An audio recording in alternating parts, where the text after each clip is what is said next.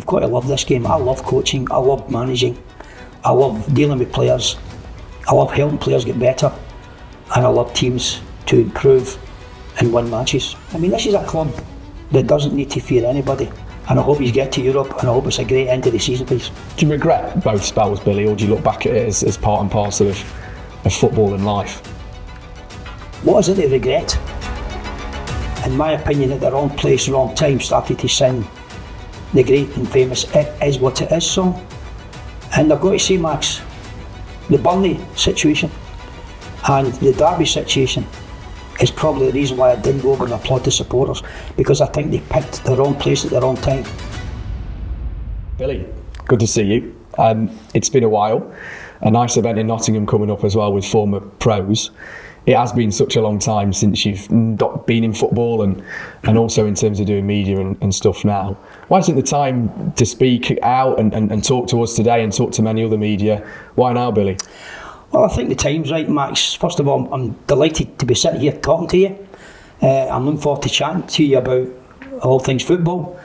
And there just comes a point in time in your life where family are healthy, pandemics are over, qualifications have been looked after, universities have been visited, games all over the country have been watched, club visits have been done, and it's time to go again. I'm looking forward to coming down to Nottingham in February to do the roadshow. That should be good fun, and I'm now delighted to be sitting chatting to you guys about some wonderful memories. Absolutely. And 2014, it's been a long time, Billy, since when you left Forest, which we'll of course get onto throughout. You know, when that time goes so quickly throughout football, the game does change as well. I mean, I just wonder what you make of football now, given that it has been so long since you've been in it. Well, football hasn't changed. People within football have changed. The game's still the same game. It's still all the same bits and pieces apply with regards to man management, motivation, tactics, the pitch, the ball. You know, there's certain rules and regs that have changed. There's all these different formations that are getting looked at and spoken about. Of course, we've got VAR and all these other things, but no, I've got to tell you, Max, I've been looking at a lot of games, and there's nothing. There's no magic potion there. Let me tell you, there's not any man. No matter how many people try and reinvent this industry, it's all about players. It's all about results. It's all about man management. And it's all about organisation and discipline. Yeah. And that applied many, many years ago when Forest were winning the European trophy, and it applies the same today. Yeah. Let's go back to the start, Billy. Of course, your great playing career before you went on to management as well. Stints at Preston, Motherwell, of course, winning promotion with Derby, then Forest. Where did the love of football actually start, do you think, for you? Well, I way back, probably I was 6 years of age, Max. For whatever reason, I had wonderful parents that every Christmas would buy me the ball and the boots and the strips. I remember my first strip away back then, I think it was maybe 6 or 7. It was actually a green and a yellow Norwich City strip. That was my first one. I didn't support Norwich. It was just probably a colour that my mother liked and she picked. And I've got to say that that's when it started, Max, from there, 6 years of age. I then played in all the school, as we do. I played in all the boys' clubs, as you do. And then, of course, between the age of 12 and 15, I find myself travelling down to Manchester United with a very famous chief scout in Scotland. I eventually have a great relationship with the manager, Dave Sexton. I then got offered a 5-year contract, and unfortunately a bit of homesick brought me back to Scotland, where I signed a 5-year deal with Glasgow Rangers. How do you get into management, Billy? Because it is such a difficult industry. Playing is hard enough, and then management arguably could even be harder. So many ex-pros try it and ultimately fail. It is a really tough gig, isn't it?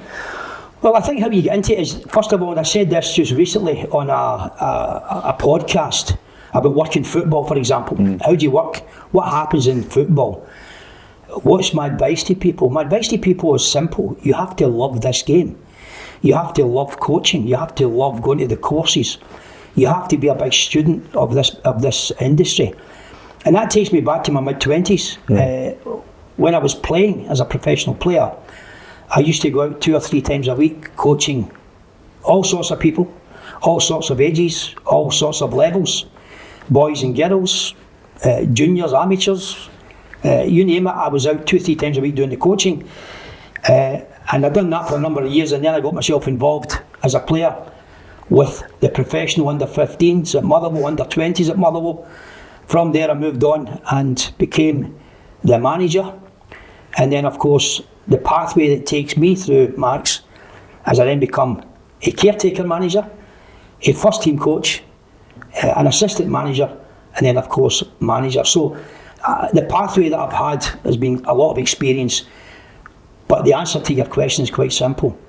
You've got to love this game. I love coaching, I love managing, I love dealing with players, I love helping players get better, and I love teams to improve and win matches. Yeah, absolutely. Management for you started, Billy, with Motherwell, as you mentioned there, then a successful stint at Preston, of course winning promotion at Derby, before the move to Forest. How did that move come about to Forest, Billy? I've got to say that the first time I remember getting a call from Nigel, and I can't remember what month it was, maybe January I think, I can't remember. Nigel called me and he asked me whether I come and meet him in London. I met Nigel in his offices in London, and from there he asked me if I would come and join Forest as manager. We had a great discussion. I've got to say, Max, I've always had a fantastic relationship with Nigel, and it's very sad what happened, but my relationship, even on the day that he called me to tell me that he was making a change, it always was a fantastic relationship. And that call came up out of the blue, and I went down and spoke to him, and then eventually I agreed to join Forest, I think 2009. Yeah. Was there any reservations given the Derby stint, the rivalry? No, I don't think so. I think Forest is a great club. I had my time at Derby County. I done what I done at Derby County. This was an opportunity. I looked at this football club, I think it was in the bottom 3 at the time, or bottom 5, I can't remember. I just felt it was a great challenge. I knew by joining Forest what would come in thereafter. Yeah. Obviously 12-14 miles away from Derby, the biggest rival, Derby and Forest. So I knew that the waters would not be smooth. I knew that there would be a lot of nonsense taking place once I joined Forest. But I've got to say, Max, I had no reservations at all. It was a great challenge. Nigel made it clear he wanted me to get this team out of this division, being the Championship, and it was a great challenge, and I thoroughly enjoyed my time. Yeah, I can remember as well, Billy, first stint, a 15-game unbeaten run in September, saw Forest rapidly climb to the playoff places, then eventually finishing that season in the playoffs as well. Forest then faced Blackpool the first playoffs with Forest, before Swansea, which we'll get on to. Of course, narrowly missing out that first leg, I remember it well. Blackstock hits the bar, 2 cleared off the line, there's world-class saves in there as well. Blackpool's first goal was arguably a little bit lucky with the deflection as well. When you just look back at that first leg in particular, and we'll talk about the second leg as well, it's so heartbreaking to lose the playoffs, isn't it, like that as well? Well, it is, Max. I remember the first game at Blackpool, and again, you look at the Blackpool team, there's a reason why they went through the season and got to the playoffs, Blackpool. Although they underplayed their hand a little bit by pretending to be this small club that was only, you look at the players that they had on their side, you look at the quality back to front, and we knew it was a tough game. We knew that Blackpool were a jinx to us all season. One in particular where we go and batter them at the City Ground and they win 1-0 with a Charlie Adam goal. But they'd been a bit of a jinx to us all season. The first game was a very competitive game. We lost that match 2-1, and as you said, there was a lot of good opportunities, and their keeper played very well on the day. One particular save from Chris Cohen, edge of the box, which was a world-class save where he turned it round the post, and they kept it at 2-1. But a very competitive place to play, Blackpool, a very good side, Blackpool, and in the end, as I said, no matter who you face in the playoffs are always very tricky and very difficult. And then the return home leg as well, where Forest obviously crash out. I can remember seeing an interview with Ian Holloway after, and he said he actually stood and he said he would never forget when he walked off with his players how the City Ground stayed and clapped them to congratulate Blackpool. I think that's kind of testament to the Forest fans as well, and also shows that, as you were just saying, the playoffs are so difficult. It was such a difficult game. I wonder what you just make of that second leg, and obviously the heartbreak then as well. Well, again, it was is another very difficult. I talk about this second leg in the playoffs, and again, anything can happen. Anything's possible. There's a couple of very important incidents in that game. I think that we can look back on and say maybe that may have changed the outcomes. But we go 1-0 up, I think, at half time, and then we come out in the second half, and there's a couple. I think there's a 1-on-1. Dexter Blackstock, I think, is called offside. Or maybe Robert Earnshaw, if I remember. I can't quite remember. There's a potential penalty that we could have had with Robert Earnshaw at 1-0. And then they go and they get this 1 or 2 breaks. They score a couple of great goals. They get a lucky break. I think it was Davies with a ricochet to make it 2-2. And then they just go and hit us on the counter attack, and it was very disappointing. It was a real opportunity, but no disrespect. They played very well.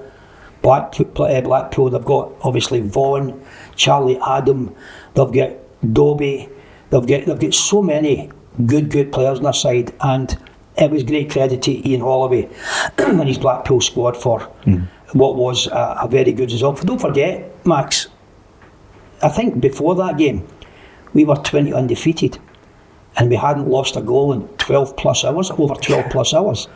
So our record was phenomenal, and we were very confident. Not overly confident, you never can be, but we certainly were very confident, and it was just unfortunate how the second half went. Yeah, and the playoffs, Billy, you've been familiar with your whole career, obviously getting promoted with Derby, but then again with Forest against Swansea, that was another really frustrating game. I think particularly the second leg. How do you look back on that, on those moments? Well, the first one, obviously Swansea lost a man after 10 minutes when their fullback was sent off. We then spend the rest of the game probably having the biggest bulk of possession, and we're kind of fierce in the attack. They get 1 or 2 chances, 1 or 2 breaks, but all in all, in the final third, we just couldn't finish things off and get that little break. It was disappointing, but having said that, it was all about the second leg. No matter what happened in the first, it always is about the second leg. And we find ourselves going to Swansea, a very good Swansea team, a very good counter-attack team, high possession team. Statistically, they have been fantastic at home all season, and it's an outstanding encounter. I recall as well, Billy, I can remember one Forest fan telling me that after that game you stood by the City ground and waited for the supporters, coaches to come off and thank the supporters for their support. That was right, wasn't it? Yeah, what I'd done is obviously we'd given our all in that Swansea second leg. We hit the bar, the woodwork 3 times. We were denied a Stonewall penalty. We were really full throttle against their back 4 in the second half in particular, and I think Brendan Rodgers was quoted actually when Brendan said that would have been an outstanding final. Swansea against Forest, 2 great sides, 2 very attacking sides. I think that the spectacle in itself was talked about for being an outstanding spectacle. And as Brendan said to me in the touchline, he said to me, Billy, we're very fortunate, you are very unlucky, your performance was excellent, and it was an outstanding game that you probably should have won. And that was the case, Max, but what I then do is I jump in my car, and I've always had it in my mind to drive back to the City ground and thank these supporters, because the support all season for me and the club and the team has been outstanding. And I drive back to the City ground to behind one of the stands. I wait there till 1 or 2 in the morning, I can't quite remember, Max, and I wait for all the supporters' buses to come in where they're parked up, and I shake every one of their hands coming off the buses, just thanking them for what they've given us personally, and great to meet them, and it was something that I felt was the right thing to do. You then left that summer, Billy. Nigel after made the decision to part ways with you. Forest made the change then, Steve McLaren coming in. I can remember it was a bit of a disaster. The fans were singing shoes off for Billy back, all of this, we want Billy back. How did that, how did the news come to you during the summer that you were leaving? And almost what do you make looking back on that first spell as well? Well, as I said to you earlier on, my relationship with Nigel was first class. even the last phone call that he made to me, and I'll never forget it, he called me up to say, Billy, I'm making this call with a heavy heart. I've decided to make a change. And he said to me that over the next number of months, I would love to meet up with you. Let's go for a coffee. You've done a wonderful job at this club. But I've decided, you know, what's interesting about that call, Max, is as time moves on, I then get told by the next owner of the club that there was 2 members of the board had spent many, many hours on the Sunday convincing Nigel to make the change, and Nigel, I've got no doubt, and I'm told, was very reluctant to make the change. And again, Nigel made the change because of these 2 board members that had spent this time at his house over a very long period, I'm told, to convince him to make the change. And again, I'm told it was against his heart and against his gut instinct, and that's why it was very disappointing. You then returned to Forest in 2013 for the second spell under Fawaz. He was an interesting guy, to say the least, Billy. How did the news come about that Fawaz wanted you back? We started to chat about the people that he was moving out. And I make that clear, Max. Managers don't sack people at football clubs. They may take out a goalkeeping coach, or they may change their first team coach or their assistant manager. But when it comes to the hierarchy of club, no manager is involved in removing chief execs, directors of football, finance directors, club secretaries. It just doesn't happen. And from there, he tells me about the club, he tells me about certain people, he tells me about the changes that he makes, and then he says to me that he wants me to come back as manager. He was an ambitious man, wasn't he? He certainly was. And before I came in, he'd already put his money where his mouth was. He spent a lot of money. But you categorically deny that. You never ever removed a member of staff at Nottingham Forest. It doesn't happen, Max. I can just like banning meat, banning press. Managers don't ban press. That's a club choice, a club decision. Managers just can't willy-nilly go about banning people. That's got to be a club decision. And it's the same with sacking good people. I can assure you, when I first met Fawaz made it clear about the conduct and the behaviour of certain staff members and the reason why he was removing certain people, which I won't go into. But he did make it clear why he was making these changes. I made it clear to Fawaz that if he wanted me to come back, any of these changes matter not to me, as long as I was getting the technical staff that was required, a very successful staff that I had previously. And these guys were the only important ones for me. But as for peripheral changes, as for media blackouts, there was 59 press conferences. The door was open to the press on 59 occasions, and some chose not to come in, and some chose to run that there was a media blackout. Again, there's no such a thing as a media blackout.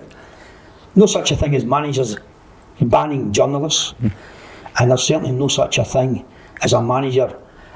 Here's the thing, Max.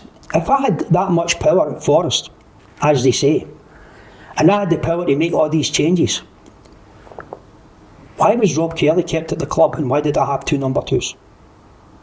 If I had the ability to sack all these good people, and I had that much power, why did I end up with 2 number 2s, and why could I not take out the assistant manager of Steve McLaren, who was kept at the club because the manager, being me, could not remove people, but certainly could bring in 1 or 2 guys that I previously had who were very successful. You know, you talk about the media there, Billy. In football, the media have a role with managers and vice versa.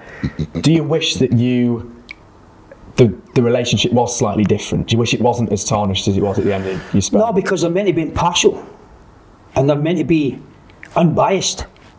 And I've got no problem with press doing their job. Their job is to report on the games, their job is to report on the action, their job is to go and do what they do. But when it becomes an impartial press, and when it becomes a biased press that's clearly putting out information that's not true, then it becomes an issue. And it became an issue for me because there was clearly a lot of biased reporting and a lot of very impartial reporting going on. And in terms of when the media were banned from Forest, that wasn't your decision at all. That came from other staff members at the club. Before I stepped into Forest the second time, I was told there was major problems between the owner and certain press people. I was told that basically the owner was getting accused of running around in his pyjamas, for example. And that relationship, I understand, before I came in, there was a lot of trouble because of the amount of stick that the owner was taking and the amount of negative reporting it was getting done from certain journalists in and around the Midlands. So that relationship was already, at that point, Max, already, I understand, broken. When I come in with one intention, and that is to get results, make players better, make the team better, and try and hit the targets achieved. But in relation to banning journalists, I can assure you, under no circumstances can a manager just willy-nilly decide to ban journalists without the action being taken by the club and the decision being made by the club. Mm. Many managers, Billy, made claims about Fawaz that he would make them pick certain players, and there was all drama around that. I just wonder whether there was a moment or moments, Billy, during your second spell at Forest where you were forced to do things that, as a football manager, you really didn't want to do. And great question, Max. And Fawaz was down your ear, I imagine. Great question. I've got to say, when I first went to the club, everything was fantastic with Fawaz. You know, he was there with good intention. Fast forward to when you left Forest under Fawaz. The last game, it hurt many fans, Forest fans, the 5-0 defeat away at Pride Park at Derby. There was lots of injuries leading up to that game as well. I just wonder how you look back on that game as well, and also your departure from Forest, the last time that you worked within football. Well, let's not underplay the injuries. The number of injuries we had was 10.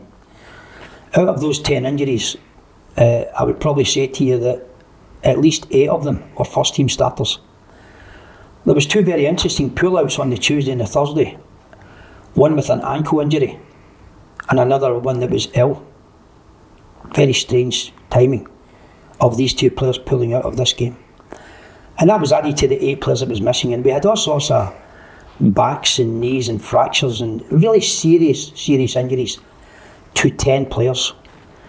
We were 2 points outside the playoffs.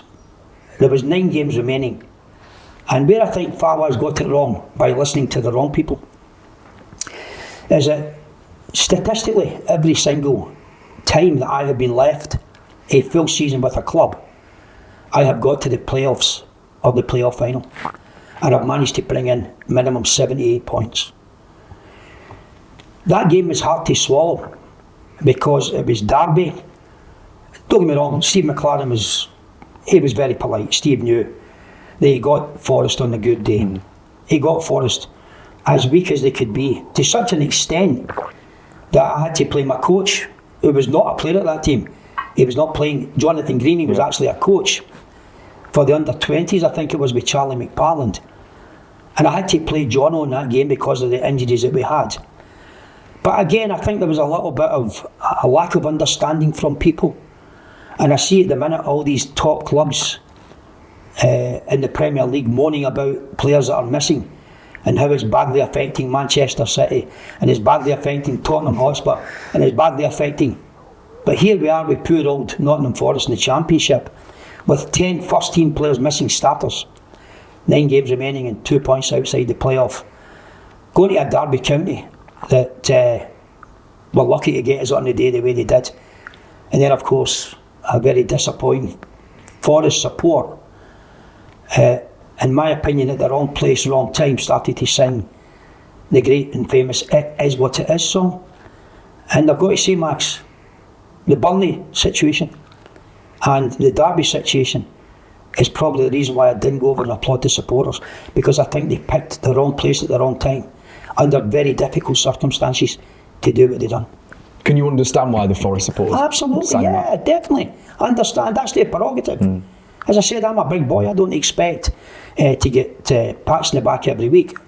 We do make mistakes. We are unlucky sometimes. Events do happen that change things.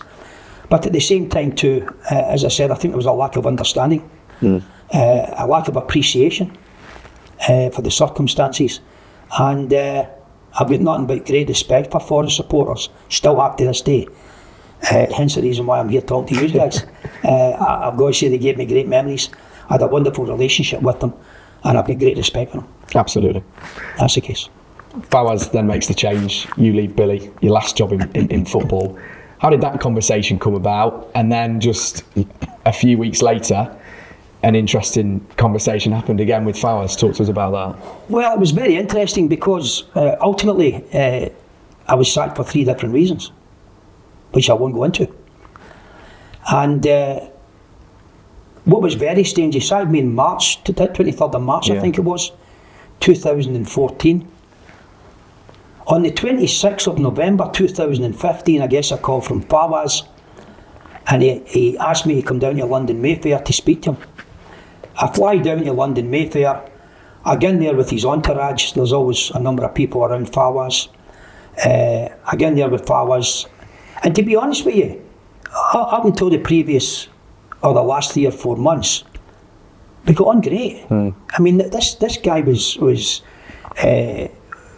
had great intention to try and do well for the club. You went to Kuwait. I can remember Billy saying We went to Kuwait, yeah, not just that. We obviously, we had a lot of time together as well. But he did listen to the wrong people and done what he done. That's fine. He flies me down to London on the 26th of November 15, and eventually I said to him, in amongst the conversation, I said, Fawaz, why am I here? He said, Billy, you're here because I want you to come back as manager. I've listened to the wrong people. So Fawaz knows that ultimately there's things to sort out and things to address. For whatever reason it doesn't happen. And then again on January 2017, he calls me again and he says to me, please come back to Forest. I apologise for listening to the wrong people. I want you back as manager. Again, it didn't happen. And then finally, Max, I think it was June 2019, he tries to buy Bolton Wanderers. He makes contact with me and he says to me, if we get Bolton, would you come back as manager? And why it didn't happen is another story for another day. Would you have maybe returned to Forest or even to Bolton? Oh, absolutely. Listen, as I said to you earlier on, we had a bad run of injury. Just like Manchester City. The great Pep Guardiola is missing some key players and he's won 1 in 12. It happens to the best of them and it can happen to us. And we had a bad run of injury. And of course, what you need at that point is you need calm heads, you need experience, and you need the manager keeping the feet on the ground with the players and the staff. And if Fawaz had left us, I've got no doubt we would have got to the playoff. No doubt. And history proves that. If you leave me a full season, then at least what will happen is a playoff semi-final and a minimum of 78 points. And that's why he came back in, because I think he knew himself he was a bit rushed with his decision. He knew he shouldn't have made that decision. And I certainly would have come back to Forest, Max, because fantastic club, fantastic memories, some great achievements, worked with wonderful people. And I said to Fawaz, believe it or not, I agreed to come back. Yeah, let's go again. Let's get after it again. Do you regret both spells, Billy, or do you look back at it as part and parcel of football and life? What is it to regret? In terms of a regret of, you look back and think maybe if you'd have done certain things differently, or do you think it was completely out of your hands? Do you think it was just... I'm privy. I was privy to information that the supporters didn't have. I was on top of players' families, player injuries, medical departments, sports science departments. I was on top of conversations, video analysis, and I knew a lot of things. We done a lot of group decision making, if you like. We didn't just willy-nilly pick formations and pick teams and go down a certain route just for a reason. You know, there was a lot of analysis, a lot of chat with people as well regarding, for example, Paul McKenna, who was coming back from a horrific knee injury, and we had big decisions before the playoffs about playing Kenna. Do we risk that player who's now fit but not really match fit? There was also a decision we had to make in relation to loan players that we brought in that weren't quite up to speed, and we knew how they felt personally. So no, there's no such a thing as regret, Max. What you do is you make decisions at that time, with that information, under those circumstances, and in the best interest of the club, the fans, and trying to win matches. Yeah. And there's no such a thing as regret. You know, it's quite simply, you just do what you do for the best interest of the club. Talk to us about the event coming up, Billy. There's some key professionals involved in it. Guy Moosey, who I always speak to Guy, and he always speaks very highly of you, Billy, and speaks about how, you know, your man management was excellent. But you've got this event coming up in Nottingham in the new year, in 2025. And are you ready to return to football management is the big question. Well, I am, yes. I've got to say that I found myself way back in 2014 in a long-standing dispute with the previous owner of Forest. In addition to that, I've got to say, Max, I was horrendously advised by people that should have known better, by people I would think more off-field than on-field. I was horrifically advised, which didn't help. And then, of course, there's a whole range of things that happen. Pandemics come in, some really serious family issues over a number of years, which made 3 points non-important.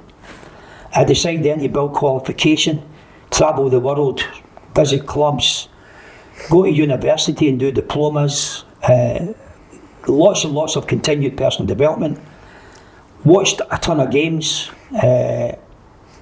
I've done a lot of mentoring. I got a lot of calls from young coaches, young managers who are asking me to give them advice and look at players, look at videos. Would you watch this match? Tell me what you think. I've enjoyed the mentoring side as well, but the time has now arrived. I've got my passion back. I've got my enthusiasm back. I've never been more ready, I've got to tell you, on and off the pitch, for getting back into this game. And we've decided to do 1 or 2 road shows starting in February. I'm really looking forward to getting back to Nottingham to talk to the fans. I'm sure they'll find 1 or 2 things very interesting, Max. There will be questions that they're allowed to ask. I'll be delighted to answer them, and I'll answer them honestly. And it'll be a fantastic roadshow, an exciting roadshow for the football people that are not biased and the football people that are not impartial. It'll be a fantastic event for them to be. And also, over and above that, a lot of my staff will be there. A lot of staff from Forest will be there. I've already been contacted by a number of the players, first time and second time. A few of these guys want to come along, which is great. And it won't just be the 3 guys on stage, Terry, Big Wes, and of course the other guys will also be part of that platform, if you like. You know, Campy, Wes, and Terry will be there. But we're going to throw 1 or 2 little tricks into 1 or 2 of the other players and get them involved, and we'll make it a great night for the Forest fans. Good stuff. Billy, you mentioned time flying with pandemics and everything. We'll overlay this on the podcast now, but that was me. I think that was 2013. I think that was the season, 2013 to 14 season. There was me as a young lad supporting Forest with you. And fun fact as well, Billy, you actually took my brother's hat off him and ran down the tunnel. You did bring the hat back. Listen, as you can see there, Max, the one thing that I've always believed, it's including the academy. You know, I integrated all the academy. I love to work with academy coaches. I love to work with academy players. I love to get involved in the academy in relation to integration of players with first team, integration of staff with first team. I did promote Ian Jess from academy to a higher level of coaching. I did promote Steve Sutton, and to get more involved in the coaching. I did promote Chris Fairclough from the academy. I done the same with Julian Darby at Preston North End. So I'm very keen in the academy. The only problem is it was made clear to me at Forest that I was to have nothing to do with the academy, because the academy was the control of a certain board member that had absolute control over the academy, and it was his baby. But in relation to young players, young people, supporters, giving people time, respecting academy coaches and young players, working with and giving these guys the helping hand up, being that advisor to these people, that mentor to these people. I've always got time for supporters, and you've just proved it there. I do remember it, Max. The first thing I thought about was, who's this little ugly so-and-so with his heel on? Yeah. And this is what I said to you. Going back would have been no problem, because it was such a wonderful time with some fantastic supporters and great memories. I just wonder, Billy, finally, have you got a message to the Forest supporters? Forest are flying in the minute in the Premier League. It's the greatest start to a season pretty much ever. Fourth in the Premier League under Nuno. Steve Cooper did a great job, first man in 23 years. I just wonder what you make of Forest at the minute, and if finally you've got a message to the Forest fans as well. Well, first of all, well done, Steve Cooper, because this guy done an absolute fantastic job getting the club to the Premier League. I have always said in the past that the one thing that you need from the club is commitment and support. And well played the Forest board for giving Steve Cooper the support that he needed to take him through that very important first season. They spent a hell of a lot of money doing that, and it was great credit to the board.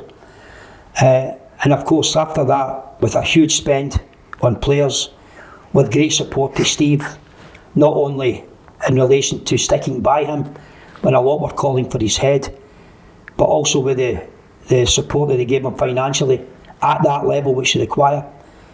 It was very sad to see Steve leave, because I think he was very unlucky. But since then, Forest have spent very, very well. They've brought in an enormous amount of players. They're now a tremendous competitive Premier League club. They're doing a tremendous job with their new manager. Great credit to the board for putting their money where their mouth is. They're now an extremely good, competitive Premier League club. And I would say to the fans, enjoy the good times. As they know in football, there's highs and lows, and you'll always get it. But when you get these good times, enjoy it. Get behind the manager.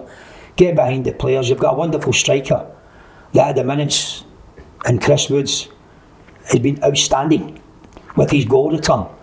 And he's been an absolute joy. And that's the type of player that you need at that level.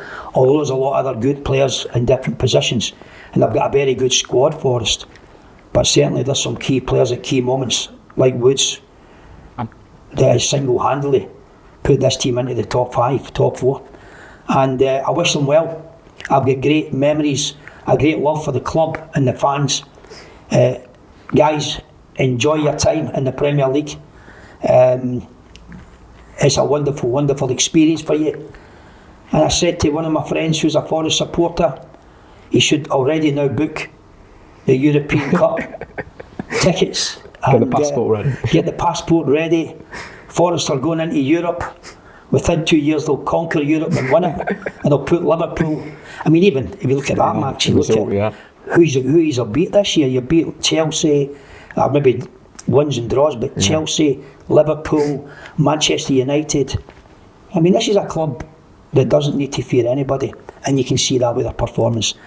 So I've got to say, I wish he's well, and I hope he's get to Europe, and I hope it's a great end to the season, please. Absolutely. Thanks, Billy. And you've got this great event coming up, which we're going to give a couple of tickets out for, and we'll hopefully speak to you after that. And thanks for talking to us.